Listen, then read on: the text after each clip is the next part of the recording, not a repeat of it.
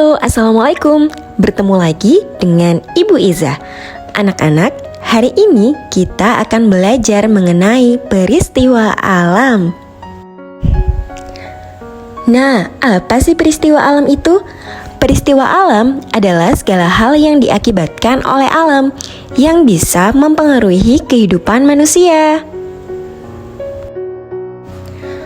Peristiwa alam juga bisa disebut sebagai fenomena alam. Peristiwa alam ada yang merugikan dan ada yang tidak merugikan. Mari perhatikan video berikut ini.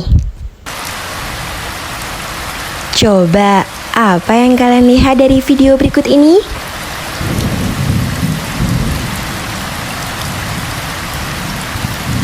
Menurutmu, peristiwa alam apakah yang terjadi? Nah, menurutmu juga, apakah ini menguntungkan atau merugikan? Nah, benar. Di video sebelumnya kita telah melihat banjir. Banjir merupakan peristiwa alam yang merugikan karena merupakan bencana alam yang bisa disebabkan oleh manusia atau alam itu sendiri. Nah, bisakah kalian renungkan mengapa bisa terjadi banjir? Selanjutnya, yuk kita lihat lebih banyak mengenai peristiwa alam.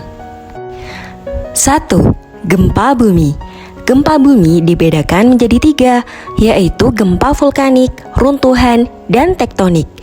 Gempa yang paling hebat yaitu gempa tektonik.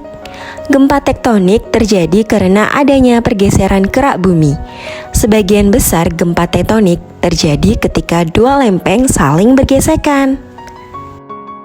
2. Gunung meletus. Letusan gunung api dapat mengakibatkan berbagai dampak yang merugikan. Lava pijar yang dimutangkan oleh gunung api dapat membakar kawasan hutan yang dilaluinya. Berbagai jenis tumbuhan dan hewan mati terbakar. Apabila lava pijar ini mengalir sampai ke pemukiman penduduk, dapat memakan korban jiwa manusia dan menyebabkan kerusakan yang cukup parah. 3. Tanah longsor. Tanah longsor biasanya disebabkan oleh hujan yang deras. Hal ini karena tanah tidak sanggup menahan terjangan air hujan akibat adanya pengguntulan hutan. Tanah longsor dapat meruntuhkan semua benda di atasnya. Selain itu, tanah longsor dapat menimbun rumah-rumah penduduk yang ada di bawahnya. Namun demikian, ada juga loh peristiwa alam yang tidak merugikan manusia. Perhatikan video berikut ini. Yang pertama ada pergantian musim. Indonesia mengalami 2 kali pergantian musim, yaitu musim kemarau dan hujan. Musim kemarau di Indonesia terjadi akibat bertiupnya angin musim tenggara. Angin ini berasal dari benua Australia yang kering. Sedangkan musim hujan di Indonesia terjadi ketika bertiup angin musim barat laut. Angin ini banyak membawa uap air dari Samudra Hindia. Musim hujan di Indonesia pada umumnya terjadi pada bulan Oktober sampai April. Selanjutnya adalah terbentuknya embun. Embun terbentuk ketika udara yang berada di dekat permukaan tanah menjadi dingin. Kelembapan uap air berubah menjadi embun di atas benda-benda di dekat tanah. Embun terbentuk dengan baik pada malam hari. Embun juga terbentuk dengan baik ketika kelembapan tinggi. Nah, ini dia. Ada juga terbentuknya pelangi.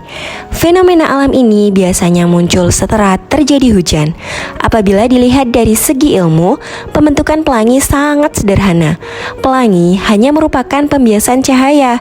Ketika dibiaskan, cahaya akan berubah arah. Tetesan air hujan dapat membiaskan dan menyebarkan cahaya sehingga terbentuk pelangi. Nah, bagaimana? Makin paham dengan peristiwa alam?